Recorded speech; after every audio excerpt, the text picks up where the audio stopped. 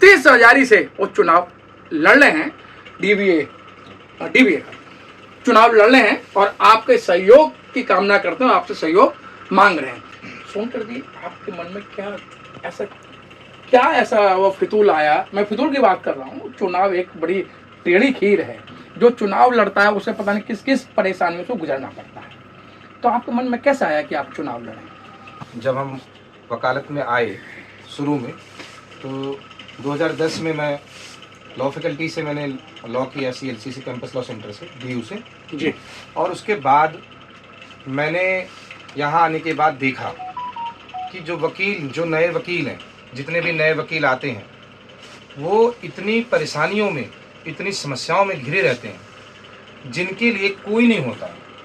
और पिछले 15 सालों से मैं लगातार प्रैक्टिस कर रहा हूँ और प्रैक्टिस में मुकदमों में रोज़ मैं देखता हूँ कि जजेस का जो व्यवहार है वो नए वकीलों के साथ, या जिनका थोड़ा भी ऐसा लगता है कि जज से जान पहचान नहीं है, वो उनको ऐसे तवज्जो नहीं देते या उनकी बात नहीं सुनते। जो दूसरे वकील हैं जिनसे उनकी जान पहचान है या जो थोड़े से नेम फेम के लोग हैं, तो उनको दबाते हैं। जजेस के मन में भी कभी भी वकीलों के प्रति समानता की बात नहीं होती है, क्योंकि उनको लगता है कि एक सीनियर कोई है या कोई दबंग टाइप का वकील है और कोई बेचारा नॉर्मल अच्छी प्रैक्टिस वाला है, लेकिन उसकी बात नहीं सुनते क्योंकि वो उनको बोलने का मौका ही नहीं देते। उनको जज साहब ही दूसरे वकील बन जाते हैं।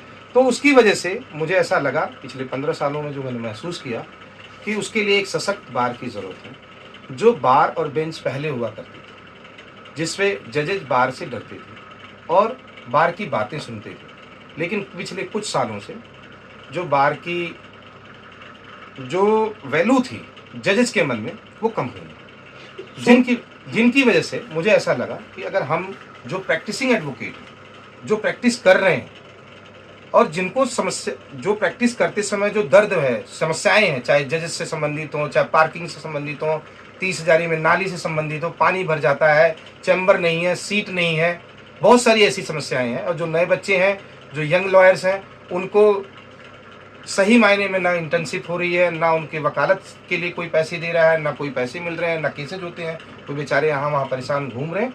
तो उनकी समस्याओं के निदान के लिए मैंने सोचा कि हमें ही कदम उठाना। सोनकर जी, जज और सरकार नहीं चाहती कि बार एसोसिएशन के चुनाव हों, क्योंकि ये चुनाव भी काफी पेंडिंग थे। आप लोगों के अथक प्रयास से ये चुनाव हो रहे हैं। नहीं, ऐसा नहीं है, क्योंकि हमारे ही वकील भाई कुछ अपने स्वार्थ के लिए, जैसे जो पदों पे आसीन है, कहीं कहीं आप देखें, जैसे नहीं कहना चाहिए मुझे, रोहिणी में 5 साल से चुनाव नहीं हुआ, जबकि 2 साल, हर 2 साल में होना चाहिए चुनाव। तो जो हमारे लोग बार में पहुंच जाते हैं, वो ये चाहते हैं कि ना हो चुनाव, जिसकी वजह से हमें, आपको, हमारे जैसे वकील भाई जो चाहते हैं कि भाई चुनाव हो, लोकतंत्र जिंदा रहे, उस लोकतंत्र को जिंदा रखने के लिए मजबूरन लोग हाई कोर्ट में रिट फाइल करते हैं। फिर जजेज जो है फिर वो कंट्रोल करने लगते हैं जी, बॉडीज को, यहाँ की DBA के इलेक्शंस को। जैसे इस बार जजेज ने जो हमारे यहाँ पे ऑर्डर किया कि भाई 12 ऑर्डर सीट जिस भी वकील भाई की होगी, 1 साल के अंदर एक टाइम पीरियड दे दिया कि भाई कम से कम 12 ऑर्डर सीट होनी चाहिए, वही वो यहाँ के वोटर बनेंगे। तो वो उन्होंने कंट्रोल कर दिया, हमारे वोटरों को कंट्रोल कर लिया कि भाई वोट कौन देगा, ये तो हमारे बार एसोसिएशन ये डिसाइड करेगी, हमारे मेंबर देंगे वोट। लेकिन क्योंकि हमारे बार एसोसिएशन के ही कुछ पदाधिकारी या कुछ लोग जो पहले रहे हैं, वो लोग टाइम पे कॉन्स्टिट्यूशन को फॉलो नहीं करते, टाइम पे चुनाव नहीं कराते हैं, तो मजबूरन जो दूसरे वकील हैं वो हाई कोर्ट या कोर्टों की शरण में जाते हैं। जिससे सोनकर जी, क्या मुद्दे हैं आपके चुनाव को लेके?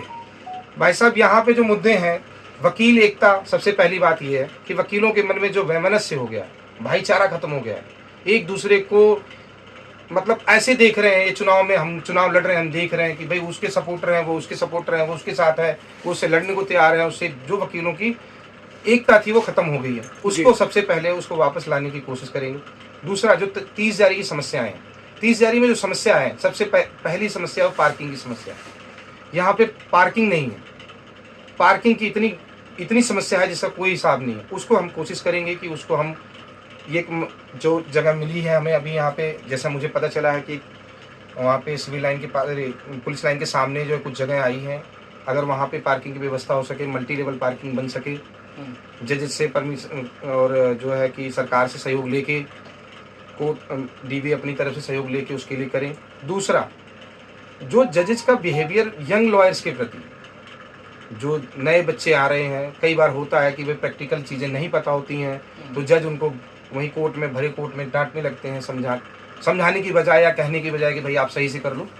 इन सब को चीज़ों को हम जज को कोशिश करें कि बार और बेंच में ज़्यादा बेहतर जो है सामंजस्य हो, समन्वय बने और जज हमारी बातें सुने, हम उनकी बातें सुने, टकराव खत्म हो। ऐसा सोनकर जी, आप जो चुनाव लड़ रहे हैं, एडिशनल सेक्रेटरी के लिए चुनाव लड़ रहे हैं, अतिरिक्त सचिव के लिए जी, अगर आप जीतते हैं, अगर तो मैं लगा दिया सब गलत है, लेकिन आपके सपोर्टर ज्यादा हैं, तो आप पहले किस काम को प्रेफरेंस देंगे? सबसे पहले यहाँ पे जो हमारे यंग भाई हैं, जिनकी समस्याएं हैं, जैसे कि हम उनको कुछ काम दिला सकते हैं बार में होके, जैसे यहाँ पे कोर्ट जो है रिसीवर अपॉइंट करती हैं, एलसी अपॉइंट्स करते हैं, जिसमें सरकार मतलब जजेस डिसाइड करते हैं। जैसे मान लीजिए आपका कोई केस चल रहा है, तो आपके केस में एक वकील साहब को किसी चीज़ की ज़रूरत है पहुंचाना कि भाई एक्चुअल में वहाँ पे क्या सिचुएशन है, उसके लिए एलसी अपॉइंट होते हैं, लोकल कमिश्नर बोलते हैं, और बहुत सारी जगहों पे रिसीवर अपॉइंट होते हैं।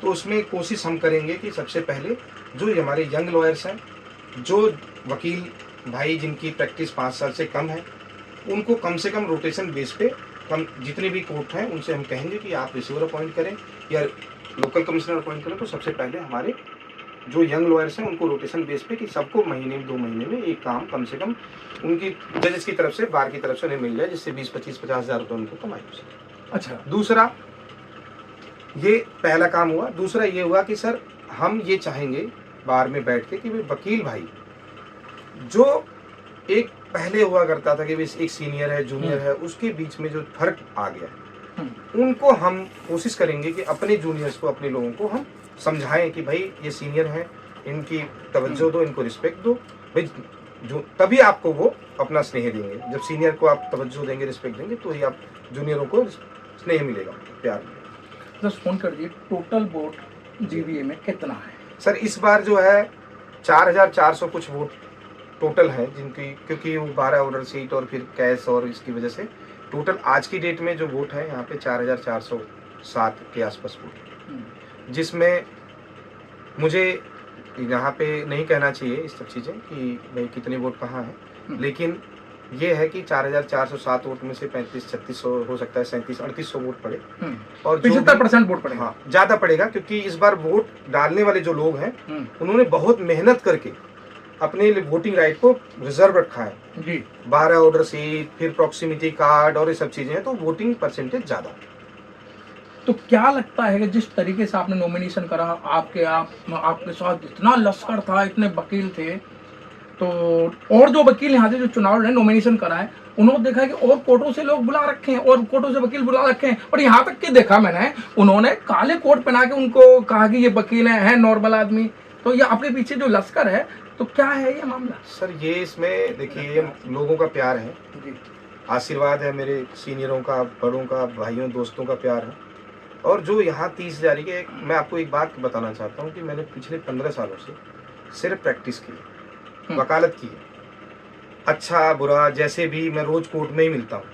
तो जो यहाँ के जो लोग हैं, जो वकील भाई हैं मेरे, जिनके अगेंस्ट में मैंने केस लड़े हैं, अपोजिट पार्टी के तौर पे, अपोजिट काउंसिल के तौर पे, और बाकी जो सीनियर रहे, जूनियर रहे मेरे, वो सारे लोग ये चाहते हैं कि बदलाव आए, और जो पुराने लोग हैं जिन्होंने कोई काम नहीं किया, जिन लोगों ने काम नहीं किया, उनको हटा के नए लोगों को ले आए, जिससे कि वकीलों का और 30,000 का विकास हो। आप थे मनोज कुमार सोनकर जी, युवा हैं, अच्छी बात है, 15 साल से लगातार प्रैक्टिस कर रहे हैं, और प्रैक्टिस से लगता है कि जब मैं कवरेज कर रहा था तो बहुत भयंकर भीड़ थी, और वो सारे कोर्ट वाले काले कोर्ट वाले नज़र आ रहे थे, और जो सोनकर जी का जो एक कार्य क्षेत्र रहा है, आम गरीब व्यक्तियों के साथ जो प्रैक्टिस कर रहे हैं नए जो युवा लड़के हैं या लड़कियां हैं, उनके साथ एक बहुत अच्छा प्यार प्रेम रहा है। और एक चीज़ मैं बता दूं, मनोज कुमार सोनकर जी को सब भाई के नाम से जानते हैं। एक भाई इनका एक तकिया कलाम बन चुका है। कौन? कि भाई चुनाव लड़ रहे हैं, तो आप ऐसे युवा, ऐसे होनहार मनोज कुमार सोनकर जी को जिताने की कोशिश करें और अपना अमूल्य वोट दें। फिर देखें कि 30 हज़ारी का बदलाव